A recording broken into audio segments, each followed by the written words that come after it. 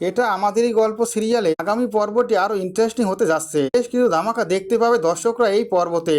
সামিরের বাবা অসুস্থ হয়ে পড়লি সামিরের বাবার কাছে ছুটে যায় সামির। সামির তার বাবাকে কতটা ভালোবাসে এই পর্বটি দেখলে বুঝতে পারবে দর্শকরা। সামিরের বাবা সামিরের মা সামিরের কথা বলতে বলতে কেঁদে ফেলে। তারা জানে সামির যদি কোনো বিপদের কথা শোনে, আমাদের কোনো বিপদ হয়েছে, তাহলে ও উড়াল দিয়ে আসবে। সেটাই করলো সামির। সামির যখনই জানতে পারলো তার মা বাবা বিপদে আছে, তখনই সে ছুটে এলো। আবুল ফোন করে সবটা জানায়। আবুল জানায় তার মা বাবা বিপদে আছে, তার বাবা অসুস্থ হয়ে পড়েছে, তাকে নিয়ে তারা হসপিটালে গেছে। যে কথা শুনে ঠিক থাকতে পারে না সামির। সামির সাথে সাথেই সিদ্ধান্ত নেয় গ্রামে আসবে। পরে মেহেরিনকে নিয়ে সামির গ্রামে চলে আসে। গ্রামে এসে বাবার পাশে দাঁড়ায়। সামিরের বাবা সামিরকে দেখে বলে, তুই এসেছিস, অনেক সুস্থ হয়ে গেছি, বাবা আমার পাশে বস। পরে সামির গিয়ে বাবার পাশে বসে। বাবা বলে, যখন এসেই পড়েছিস আমি সুস্থ হয়ে যাব। সামির তার বাবাকে বলে, উত্তেজিত হবা না, দ্রুতই তুমি সুস্থ হয়ে যাবে, সুস্থ হতেই হবে। পরে আমরা গ্রামে চলে যাব, ওদেরকে একা রেখে কোথাও আমি যাব না, ওদের সাথে গ্রামেই থাকবো। ওদেরকে নিয়ে গেলে শহরে আমি নিয়ে যাব, ওদের ছাড়া আমি এখান থেকে এক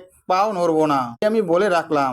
যে কথা শুনে খুবই খুশি হয় সামিরের বাবা ও মা। সামিরের মা বলে, জানতাম আমার স্বামী আমাদের কোনো বিপদের কথা শুনলে ঠিক থাকতে পারবে না, ঠিকই ছুটে আসবে, সেটাই করে দেখালো, এটা আমি ভেবেছি। এটা আমাদেরই গল্পে আমি পর্বে দেখতে পাবে।